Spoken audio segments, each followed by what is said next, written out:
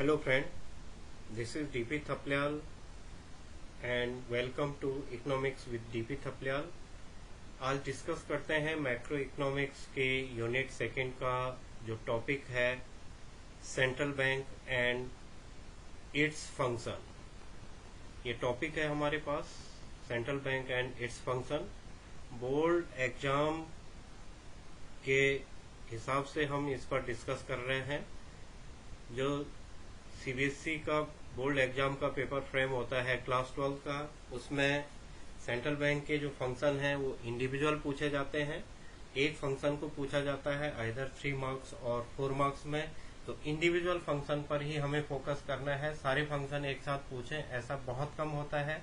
Individual function पूछता है और उसी पर हमें उस एक फंक्शन पर ही डिस्कस करना होता है, उसी पर आंसर लिखना होता है। या तो 3 मार्क्स का वो होता है या 4 मार्क्स का होता है, आइदर 3 मार्क्स और 4 मार्क्स, और it may be 6 marks, then more than one function board में be asked. Then firstly, definition of central bank. The central bank is the apex institute of country's monetary system, control the entire banking system of the country. It is the sole agency of note issuing and control the supply of money in economy. It serves as bankers to the government and manage foreign exchange reserve of the country. Reserve Bank of India known is the Central Bank of India. Central Bank of the India is known Reserve Bank of India. तो जो reserve bank of India है या central bank जिसे हम कहते हैं, हर country का अपना एक ही बैंक होता है। जैसे इंडिया का अपना एक ही ऐसा बैंक है जो कि पूरी अथॉरिटियन की तरह पर काम करता है, जो सभी बैंकिंग सिस्टम को, जिसका रेगुलेशन होता है, कंट्रोल होता है या रेगुलेट करता है, वो ऐसे बैंकिंग सिस्टम को हम सेंट्रल बैंक बोलते हैं। और इंडिया में हम इस सिस्टम को रिजर्व बैंक ऑफ इंडिया के नाम से जानते हैं। हर कंट्री का अपना बैंकिंग सिस्टम होता है और उस बैंकिंग सिस्टम का भी एक जो सेंट्रल बैंक होता है वो रेगुलेट करता है उस कंट्री के, उस इकोनॉमी के जो बैंकिंग सिस्टम है उस सिस्टम को। तो हमारे यहाँ पर उसे हम रिजर्व बैंक ऑफ इंडिया कहते हैं। अब हम इसके जो कि बोर्ड एग्जाम में पूछा जाता है उस पर फोकस करते हैं। बोर्ड एग्जाम में फंक्शन पूछे जाते हैं, इंडिविजुअल फंक्शन पूछे जाते हैं सेंट्रल बैंक के, हम इन पर डिस्कस करते हैं। तो सबसे पहला जो फंक्शन है वो है बैंक ऑफ नोट इश्यू।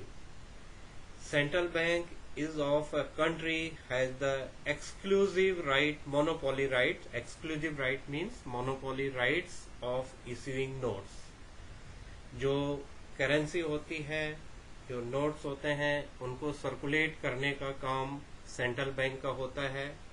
सभी कंट्री का जो सेंट्रल बैंक होते हैं वही वहाँ की करेंसी को सर्कुलेट करते हैं। इंडिया में जो नोट सर्कुलेट कर रहा है वो आरबीआई के द्वारा किया जाता है। अब यहाँ पर ये क्वेश्चन आता है कि हमारे दिमाग में कि क्यों सेंट्रल बैंक ही नोट इश्यू कर रहा है, why not government, why not other agency, why not more than one agency to circulate note. ये सब क्या कारण होंगे, यहाँ पर 3 और 4 मार्क्स के लिए पूछ लेता क्वेश्चन कि explain the role of central bank as a bank of note issue. तो तब हमें इसे एक्सप्लेन करना है कि सेंट्रल बैंक को मोनोपोली और एक्सक्लूसिव राइट्स होते हैं नोट इश्यू करने के लिए, क्यों होते होंगे ये समझना जरूरी है। सबसे पहले uniformity in note issue. Country में एक जैसा नोट होगा, उसे जब एक एजेंसी इश्यू करेगी तो वो यूनिफॉर्म होगा। अलग अलग जगह से इश्यू होंगे तो उनकी यूनिफॉर्मिटी में डिफरेंस हो सकता है, अलग अलग साइज, शेप या कलर, कुछ ना कुछ चेंज हो सकता है। इसलिए उसे यूनिफॉर्म बनाने के लिए सेंट्रल बैंक को मोनोपोली राइट्स होते हैं नोट इश्यू करने का। Secondly, exercise a better control over money supply system. इसलिए भी सेंट्रल बैंक को नोट इश्यू एजेंसी के रूप में बनाया जाता है कि ये बेटर कंट्रोल करे मॉनेटरी सिस्टम को, मनी सिस्टम को, करेंसी का सर्कुलेशन कैसे हो, ज्यादा होना चाहिए, कम होना चाहिए, किस समय कितना होना चाहिए, जो कि फ्लक्चुएशन ना हो इकोनॉमी में, इकोनॉमिक स्टेबिलिटी बनाए रखने के लिए कितनी करेंसी की जरूरत इकोनॉमी में है, कितना करेंसी सर्कुलेट करना है, कैसे करना है, इन सब सिस्टम के लिए भी बैंक को मोनोपोली पावर रहती है नोट इश्यू करने की, तो वो एक्सरसाइज करेगा better control over money supply. Third हम बात करते हैं save the economy from dangers of over issue. अर्थव्यवस्था को, जो इकोनॉमी है, वो किसी भी खतरे से दूर रहे, ऐसी कोई सिचुएशन ना आ जाए कि इतनी ज्यादा करेंसी इकोनॉमी में हो जाए कि करेंसी की वैल्यू कम होने लग जाए या लोग उसे एक्सेप्ट करने के लिए तैयार न हो। ऐसे डेंजर को, ऐसे जो खतरे हैं, उन खतरों को बचाए रखने के लिए एक ही एजेंसी को नोट इश्यू एजेंसी के रूप में काम दिया गया है और वही होती है सेंट्रल बैंक। ये सभी इकोनॉमी में, वर्ल्ड के सभी कंट्रीज में सेंट्रल बैंक ही इस सिस्टम को रेगुलेट करता है। फिर ये मॉनेटरी मैनेजमेंट करता है। मॉनेटरी टू सिस्टम होते हैं इकोनॉमी को कंट्रोल करने के लिए, इकोनॉमिक स्टेबिलिटी लाने के लिए टू सिस्टम होते हैं। एक सिस्टम होता है जिसे कि गवर्नमेंट रेगुलेट करती है और एक सिस्टम होता है जिसे सेंट्रल बैंक रेगुलेट करता है। गवर्नमेंट जिस सिस्टम को रेगुलेट करती है उसे फिस्कल पॉलिसी कहते हैं, जिसमें टैक्सेशन वगैरह आते हैं, टैक्स कितने लिए जाने चाहिए, क्या होना चाहिए, किस समय टैक्स कम या ज्यादा जो लिए जाने चाहिए, वो फिजिकल पॉलिसी में आता है। और मॉनेटरी सिस्टम में आता है कि इकोनॉमी में जो फ्लक्चुएशन हो रहा है, कितनी क्रेडिट क्रिएशन किया जाना चाहिए, कितना क्रेडिट को कंट्रोल किया जाना चाहिए, कब क्रेडिट क्रिएशन को बढ़ावा देना है, कब क्रेडिट क्रिएशन को कंट्रोल करना है, इन सब चीजों के देख रेख के लिए मोनोपोली पावर दी गई है सेंट्रल बैंक को मॉनेटरी सिस्टम को मैनेजमेंट करने के लिए। मॉनेटरी सिस्टम के मैनेजमेंट के लिए एक मोनोपोली सिस्टम उसे दिया गया है, एक अथॉरिटी के रूप में उसे बनाया गया है। फिर हम बात करते हैं इसी में पहले पॉइंट में, it builds up public faith in the country system, currency system. एक ही एजेंसी अगर सर्कुलेट करती है करेंसी को, एक ही एजेंसी के पास रहता है, तो उस पर फेथ होता है। हम देखते हैं मोर देन 1 रुपी का जो नोट होता है हमारी कंट्री में, उस सभी को आरबीआई का गवर्नर का साइन रहता है और उसमें उनका एक वो दिया रहता है कि हम गारंटी देते हैं कि इसकी वैल्यू इतनी है या हम इसके लिए जिम्मेदार हैं, इस टाइप का उसमें वो लिखा रहता है। तो एक फेथ होता है, चाहे वो फॉरेन एक्सचेंज के लिए है, कहीं के लिए है, एक फेथ होता है, कंट्रीमैन के लिए होता है। तो इसलिए नोट इश्यू की पावर सेंट्रल बैंक के पास है। तो ये हम कह सकते हैं कि नोट इश्यू की सेंट्रल बैंक पब्लिक के फेथ को बनाए रखने के लिए, करेंसी सिस्टम को नोट इश्यू करने की मोनोपोली पावर होती है। यूनिफॉर्म पॉलिसी के लिए कि नोट एक जैसे हो, उसके लिए है। बेटर कंट्रोल हो इकोनॉमी में, इन्फ्लेशन और डिफ्लेशनरी सिचुएशन को कैसे हैंडल किया जाए, कब क्रेडिट कंट्रोल वगैरह किया जाए, जो इकोनॉमी में आने वाले जो डेंजर्स हैं, जो खतरे हैं, उनको, और जो मॉनेटरी सिस्टम है उसे मैनेजमेंट करने के लिए सेंट्रल बैंक को जो पहला फंक्शन हमारा था, सेंट्रल बैंक को मनी सर्कुलेट करने की पावर रहती है। अब हम आते हैं सेकंड जो फंक्शन है, bankers to the government. Central bank जहां पर करेंसी को सर्कुलेट कर रहा है, वहीं पर सेकंड जो उसका इम्पोर्टेंट रोल है वो है बैंकर्स टू द गवर्नमेंट। जो सेंट्रल बैंक होता है वो गवर्नमेंट का भी बैंक होता है। समझ लीजिए इसे, central bank is a banker, agent and financial adviser to the government. Government का जो अपना बैंक होता है वो सेंट्रल बैंक होता है। गवर्नमेंट के लिए central bank agent, financial as a agent work करता है और as a financial advice central bank देता है कि क्या करना है, गवर्नमेंट को अपने फाइनेंशियल सिस्टम को कैसे कंट्रोल करना है, मैनेज करना है, उसके लिए एडवाइस भी सेंट्रल बैंक देगा। एज ए एजेंट गवर्नमेंट के जो बैंकिंग के वर्क होते हैं उसके लिए central bank as a agent work कर रहा है, और एज ए बैंकर्स भी काम करता है सेंट्रल बैंक गवर्नमेंट के लिए। अब पहला ये 3 फंक्शन कई बार पूछ लेता है, वो 1 मार्क्स में कई बार बोर्ड एग्जाम में पूछा है। As a bankers of the to the government लिखिए, या as a agent to the government लिखिए, या as a adviser to the government लिखिए। खाली यही नहीं पूछता है कि बैंकर्स टू द गवर्नमेंट, कभी कभी पूछ ले उसने bankers to the government function को एक्सप्लेन करिए। कभी कभी वो पूछ लेता है कि central bank as a bankers to the government, ऐसा पूछ लिया। कभी कभी पूछ लेता है as a agent of government, और कभी पूछ लेता है as an adviser to the government. तो हमें इन तीनों पॉइंट्स को बहुत सही ढंग से समझना है। As a bankers to the government, it manage account of the government. Government के जो अकाउंट होते हैं उनको मैनेज कर रहा है सेंट्रल बैंक। गवर्नमेंट के सभी अकाउंट को सेंट्रल बैंक ही मैनेज करता है, इसीलिए इस फंक्शन को बोला जाता है bankers to the government. Secondly, as an agent to the government. Agent के रूप में क्या काम कर रहा है?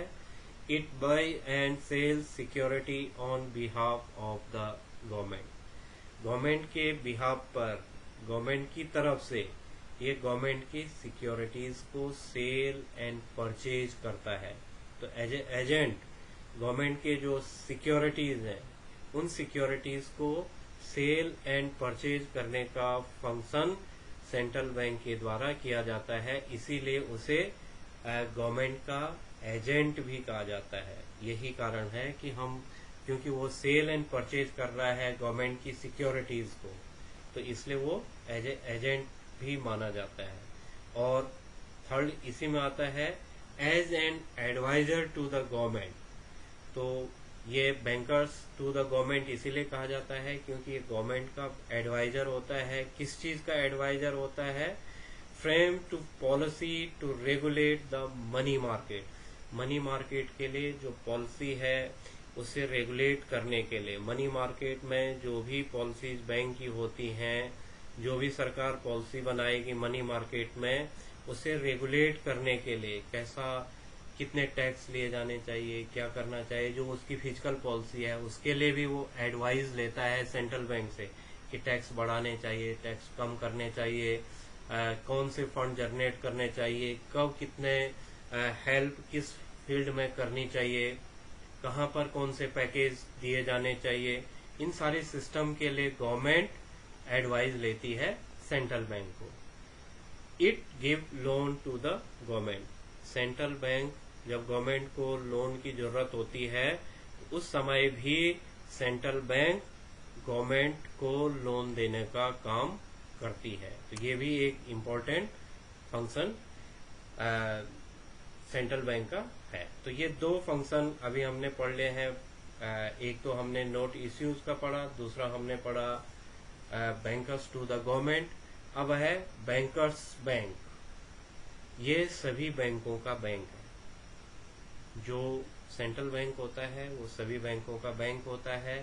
As a bankers bank, it has almost the same relation with other bank in the country as a commercial bank has with its customer. जैसे commercial bank अपने कस्टमर के साथ जो भी रोल कस्टमर के साथ कॉमर्शियल बैंक का होता है, जैसे हम as a customer commercial bank के पास जाते हैं तो जैसा रोल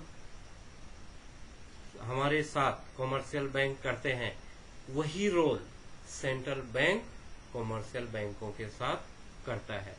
इसीलिए उसे बैंकर्स बैंक कहा जाता है, क्योंकि वही सब कुछ कॉमर्शियल बैंकों के लिए जो गाइडलाइन बनती है, जो रेगुलेशन होता है, क्या करना है, कैसा करना है, कब क्रेडिट को क्रिएशन करना है, कितना CRR होगा, कितना SLR होगा, ये सारे सिस्टम कैसे करके कॉमर्शियल बैंकों को कम करना है, उसकी सारी गाइडलाइन, उसका रेगुलेशन, उसका कंट्रोल, उसका मैनेजमेंट सभी सेंट्रल बैंक के द्वारा किया जाता है, इसीलिए उसे बैंकर्स बैंक कहते हैं। बोर्ड एग्जाम में इसे दो टाइप से भी पूछा जाता है, एक तो पूछा जाता है बैंकर्स बैंक फंक्शन को एक्सप्लेन करिए, और दूसरा वो कई बार पूछ लेता है कि बैंकर्स बैंक एंड सुपरवाइजर के रूप में इसके फंक्शन को एक्सप्लेन करिए। तो क्या करता है bankers bank? As a bankers bank, as a bankers क्या कर रहा है central bank? Custodian of cash reserve, cash reserve का कस्टोडियन होता है। आपको मैंने जब credit creation by the commercial bank पढ़ाया था, जिस वीडियो को, जो प्रीवियस वीडियो हमारी थी, उसमें हमने डिस्कस किया था कि कैश रिजर्व जो सीआरआर होता है, जो एसएलआर होता है, उसका डिसाइड कितना सीआरआर होना है, कितना एसएलआर होना है, कैश रिजर्व रेशियो कितना रखा जाना है डिपॉजिट्स के अगेंस्ट, क्या पॉलिसीज होगी, कितने रेट ऑफ इंटरेस्ट रखा जाएगा, ये सब चीजें कौन डिसाइड करेगा? सेंट्रल बैंक करेगा। तो सबसे पहले ये कस्टोडियन है कैश रिजर्व का, जो कॉमर्शियल बैंकों का रिजर्व कैश होता है, उसका जो कस्टोडियन होता है, उसका जो कस्टोडियन है, गार्जियन जिसे हम गार्जियन बोलते हैं या कस्टोडियन हम कह रहे हैं, तो उसका कस्टोडियन जो है वो सेंट्रल बैंक होता है। दूसरा clearing house function, clearing house function, इस फंक्शन में सेंट्रल बैंक जो डिफरेंट कॉमर्शियल बैंकों में हम चेक्स एंड ड्राफ्ट इनको रखते हैं, जमा करता है, जो ग्राहक, जो कस्टमर बैंकों में चेक देता है या ड्राफ्ट देता है, उनको as a clearing house function, जैसे सपोज कर लीजिए कि एक का अकाउंट एसबीआई में है और दूसरे का अकाउंट पीएनबी में है या यूनियन बैंक में है, तो मैंने एसबीआई का चेक दिया उसको जिसके पास यूनियन बैंक या पीएनबी का बैंक अकाउंट है। तो अब SBI, between SBI to PNB और यूनियन बैंक और अदर बैंक, इनके बीच में जो चेक का क्लियरेंस है वो सेंट्रल बैंक करता है। तो उस फंक्शन को हम कहते हैं क्लियरिंग हाउस फंक्शन। तो ये फंक्शन भी चेक्स वगैरह को क्लियर करने का काम सेंट्रल बैंक करता है। कॉमर्शियल बैंकों के जो चेक्स वगैरह होते हैं उन सबको यही बैंक क्लियर करता है। थर्ड इसमें करता है, it provide additional fund those bank temporary difficulties, जो बैंक टेम्परेरी डिफिकल्टीज फेस करते हैं, कभी कभी फाइनेंशियल क्राइसिस को किसी बैंक के सामने आ जाता है, तो उसे मैनेज करने का काम भी, इसे मैनेज करने का काम as a lender of last resort के रूप में सेंट्रल बैंक करता है। उस समय जब बैंकों का किसी फाइनेंशियल या किसी ऐसे क्राइसिस को फेस करना पड़ रहा है, ऐसे समय पर additional fund central bank commercial बैंकों को देते हैं, इसीलिए हम इसे बैंकर्स बैंक कहते हैं। एज ए सुपरवाइजर क्या करेगा ये? Periodic inspection of the bank, सभी बैंक्स का, जितने भी कॉमर्शियल बैंक हैं उनका पीरियोडिक इंस्पेक्शन करता है, उनको गाइडलाइन देता है, उनको उनके लिए रेगुलेटरी बनाता है, रूल रेगुलेशन को लागू करता है। उसके अलावा as a supervisor central bank commercial बैंकों के लिए जो रेगुलेटेड और जो कंट्रोल के लिए काम करता है, इसमें सीआरआर, एसएलआर, ये सारी पॉलिसीज, बैंक रेट हैं, इन सब चीजों के लिए कितना बैंक रेट होगा, कितना रेपो रेट होगा, कितना रिवर्स रेपो रेट होगा, इन सब चीजों को डिसाइड करता है सेंट्रल बैंक और उन्हें फॉलो करता है कॉमर्शियल बैंक की, कितना वो उसे कितने ब्याज पर, कितने इंटरेस्ट पर उसे लोन लेना है, कितने इंटरेस्ट पर उसे लोन देना है, कितना उसे रिजर्व रखना है, ये सब चीजों का रेगुलेशन, ऐसे सारी अथॉरिटीज का जो काम है वो किसके द्वारा किया जा रहा है? सेंट्रल बैंक के द्वारा किया जा रहा है। तो ये था बैंकर्स बैंक। अब फोर्थ फंक्शन है लेंडर ऑफ लास्ट रिसोर्ट। ये आपको थोड़ा सा नया सा सेंटेंस लग रहा होगा, lender of the last resort. जिसे हम हिंदी में कहते हैं अंतिम ऋणदाता, लास्ट रिसॉर्ट, अंतिम ऋणदाता। ये बोर्ड एग्जाम में बार बार पूछा जाता है। इसे बच्चे बहुत अच्छे ढंग से थोड़ा समझने में डिफिकल्टीज महसूस होती है उन्हें, तो इसलिए आप यहाँ पर समझ लीजिए। ये 2019 में भी पूछा गया था। 2019 में ये 1 मार्क्स के लिए पूछा गया था। बोर्ड एग्जाम में 2018 में ये 3 मार्क्स के लिए पूछा गया था। 2016 में ये 4 मार्क्स के लिए बोर्ड एग्जाम में पूछा गया था। बार बार ये पूछा जाता है कि सेंट्रल बैंक के lender of the last resort function को लिखिए। तो अब आप समझिए क्या होता है lender of the last resort. Lender of the last resort means that if a commercial bank failed to get financial accommodation from anywhere, it approached the central bank as a last resort।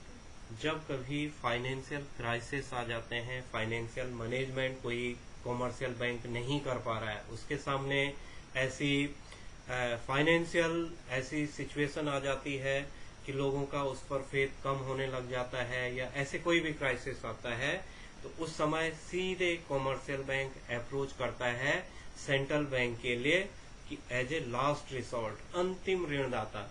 इसीलिए commercial बैंकों पर लोगों का faith होता है, क्योंकि commercial बैंकों के पीछे अगर कॉमर्शियल बैंक किन्हीं कारणों से फेल हो जाता है, किन्हीं कारणों से वो काम करने में असफल हो जाता है, तो ऐसे टाइम पर जो लोगों के डिपॉजिट्स हैं, जो लोगों के पैसे हैं, उनको लौटाने का काम कौन करेगा? सेंट्रल बैंक करेगा, या उस बैंक को ऐसे क्राइसिस से मैनेज करेगा।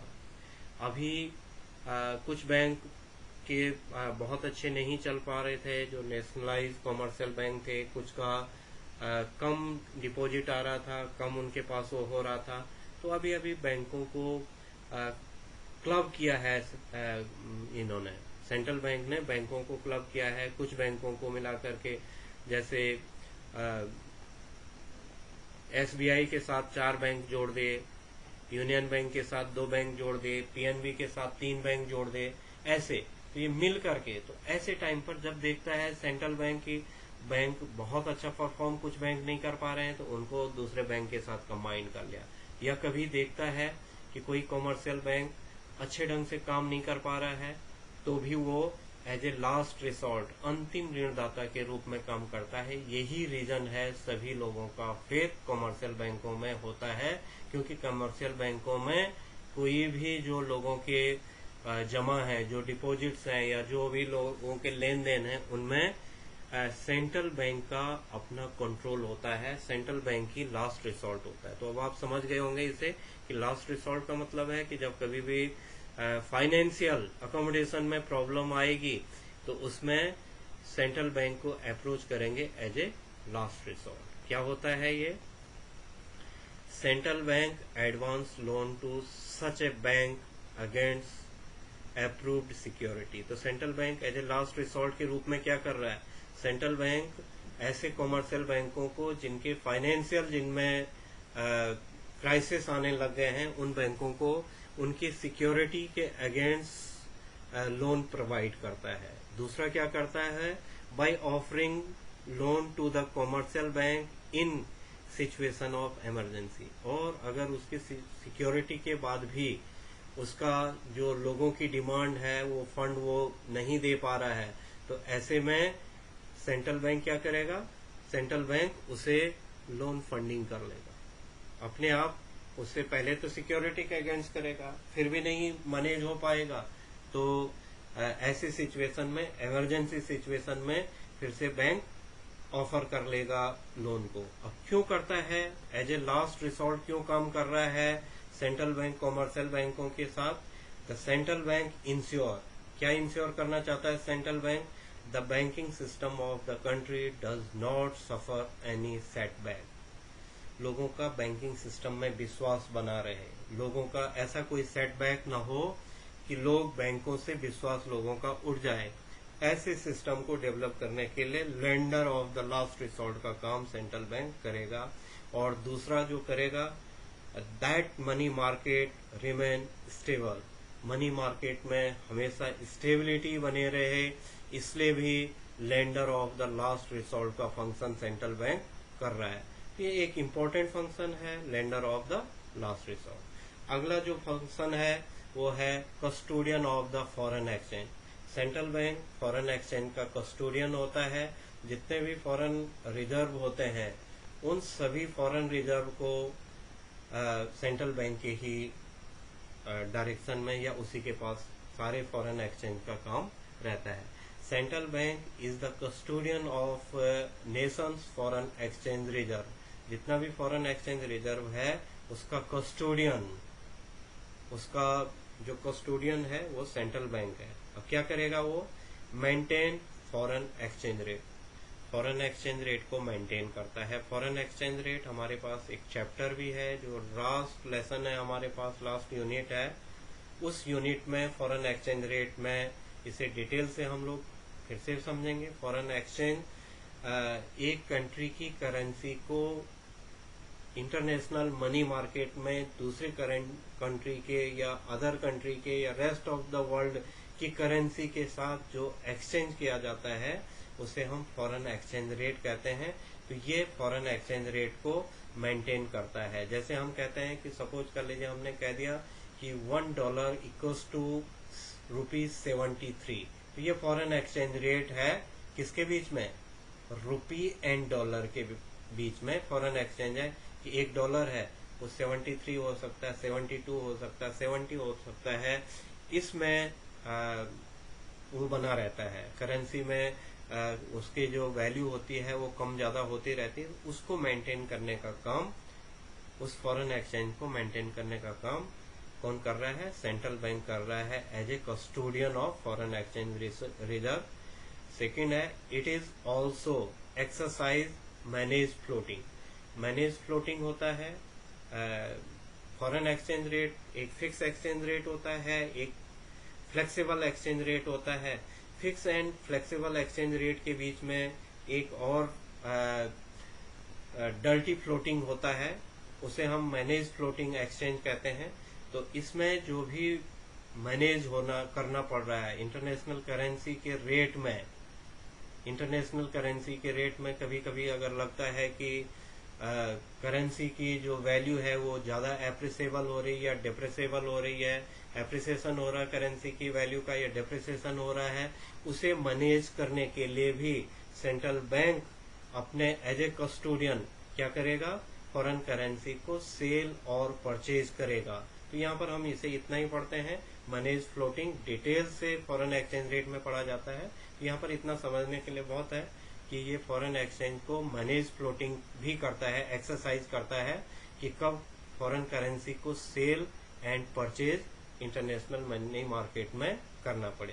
देन थर्ड हो जाएगा minimise the fluctuation in the foreign exchange rate. यही चीज इसमें भी आ जाएगी, ये मिनिमाइज करेगा फॉरेन एक्सचेंज रेट के जो फ्लक्चुएशन हो रहा है। इट मीन्स जब ज्यादा एप्रिसिएबल या डिप्रिसिएबल हो रहा है उसे मैनेज करने को भी ये क्या करेगा? इसी को फॉरेन एक्सचेंज रेट या फॉरेन एक्सचेंज रिजर्व को वो मैनेज कर लेता है।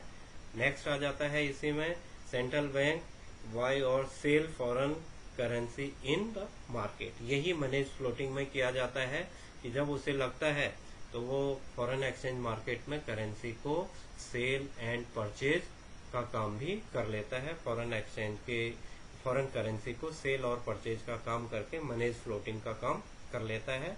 Then central bank is the custodian of the nation's foreign exchange reserve. ये फॉरेन एक्सचेंज रिजर्व का कस्टोडियन भी होता है यही बैंक। तो ये यहाँ पर हमारा ये था हमारा फंक्शन, फॉरेन एक्सचेंज रिजर्व का कस्टोडियन है।